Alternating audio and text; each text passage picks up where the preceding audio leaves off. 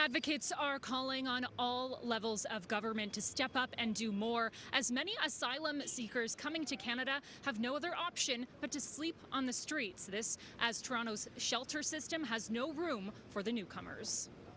I believe Canada is a place of hope for people like us who have lost it where we came from.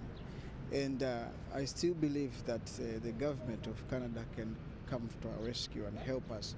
Dozens have been waiting outside the Peter Street Shelter Referral Centre, many using garbage bags to cover and protect their belongings.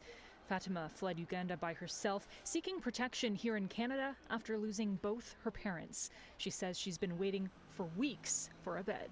They gave us the phones, but we have been calling. They tell you call the center. After they give you Canada service, they tell the shelters are too full.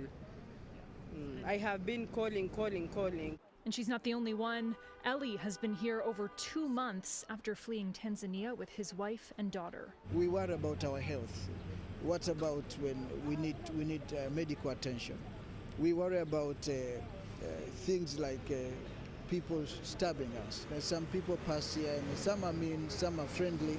Shakira came to Canada by herself after leaving Uganda. When she arrived at Pearson about a month ago, she was told to come here to find shelter, but weeks later, she still doesn't have a bed to sleep in. I feel like crying all the time because I get sleepless nights every time.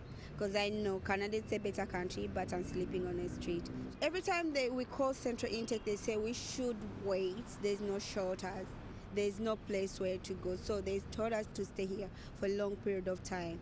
NDP MPP Chris Glover has visited this site a few times to pass out food and water, but he says it's not enough. They're really thankful, but this is so minor. The reason I'm out here is because this is not the Canada that I want people to see. He's calling for action from all levels of government to address this crisis. I think there's some racism in the way the government provides services to people. Like everybody who's here is like most of the people are black. And so why is it that the black refugees are sleeping on the streets and other refugees are not? Meantime, the NDP have been pushing the Ford government to declare homelessness a state of emergency. There's this jurisdictional ping pong, and meanwhile there's a humanitarian crisis happening right here on this street.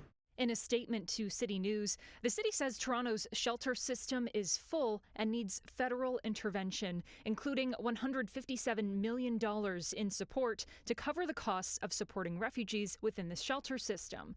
The city is also asking for a long-term strategy on support for new arrivals. Immigration, Refugees and Citizenship Canada tells me that they are committed with working with municipal and provincial leaders, adding that there is $495 million allocated in this year's budget to help organizations that help refugees here in Ontario. Reporting live, Leah Johansson, City News.